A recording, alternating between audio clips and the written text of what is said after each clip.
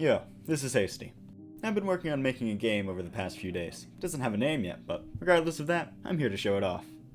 I wasn't originally planning on recording any of this, as I've always considered this to be more of a passion project of mine, but now that I'm telling people about it, I'm realizing that I should really keep an easy access spot for people to see what it looks like. So, the concept of this game is most comparable to Tamagotchi Life, a life sim where you create a cast of characters that will interact with one another on their own, with little player input.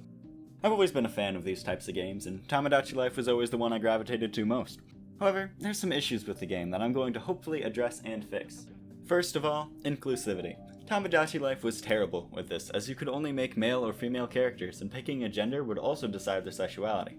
With my game, there will be a complete customization for gender, sexuality, and all of the like. Non-binary characters, gay characters, aromantic characters, all of it. Second of all, I'm planning to create a new depth to character personalities. While I haven't looked at the back end of Tamagotchi Life, I've found through experience that personalities don't really mean anything besides how fast your character walks.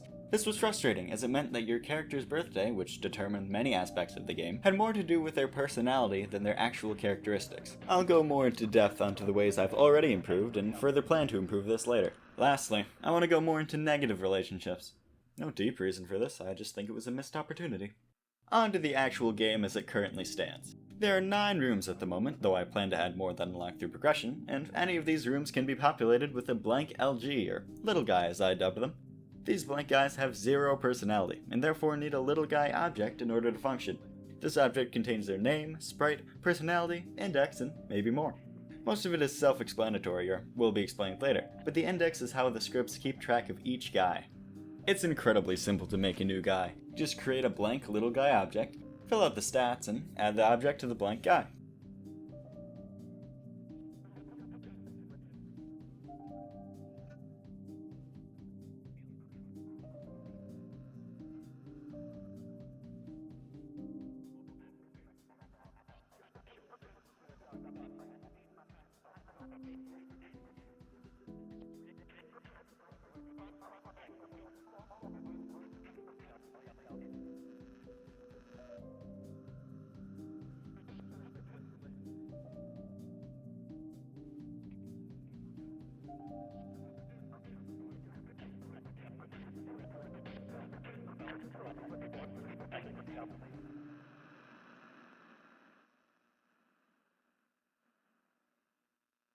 The personalities of each guy are based on the Myers-Briggs test, and affect many different aspects of the game, with even more in the works.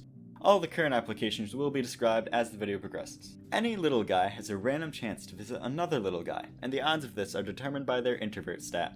A lower introvert score will lead a guy to be more likely to visit somebody, where a higher introvert score leads a guy to spend more time at home and leave less often. When a little guy decides to leave the house, they have to decide where to go.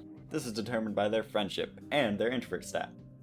The more friendly 2 little guys are, the more likely those 2 will hang out. Also, the more extroverted a little guy is, the more likely they will be to visit somebody new. While little guys are visiting each other, their friendship stat will increase, as you can see in the stat menu. However, if these guys have a negative relationship, the friendship will decrease. When a little guy's friendship with another guy changes, some logic is put into place in order to modify the final output of this change. This is due to the prospecting stat's influence over relationships. If a character is prospecting, they're more in the moment, and base their friendships as such. For example, if a prospecting little guy has a negative relationship with another guy, but that friendship increases, the increase will be boosted. The same works for positive relationships and decreases to friendships. The negative impact will be greater. However, there is no boost to a positive friendship with a positive boost, and vice versa. Judgmental little guys are the opposite. They get a boost to interactions that reinforce their ideas about another little guy, good or bad. However, they also get a penalty for opposing interactions, meaning once a judgmental guy doesn't like somebody, it's more difficult for them to change their mind. This is cool and all, but how do you get a negative relationship in the first place? This can be caused by events.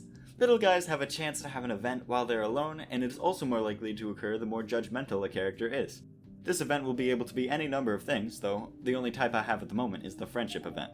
This event has 2 outcomes, one good and one bad. It's all based on a few factors. The stat factor applies to which stat is being called into question. The difficulty factor rates the challenge of this interaction on a scale from 0 to 1, with 0 being guaranteed to work and 1 being actually impossible. Next, the magnitude stat determines how much friendship is being called into question. A successful interaction with a magnitude of 5 will have a base friendship increase of 5. Finally, the reset factor determines whose stats are affected. 0 means only the little guy with the event is affected.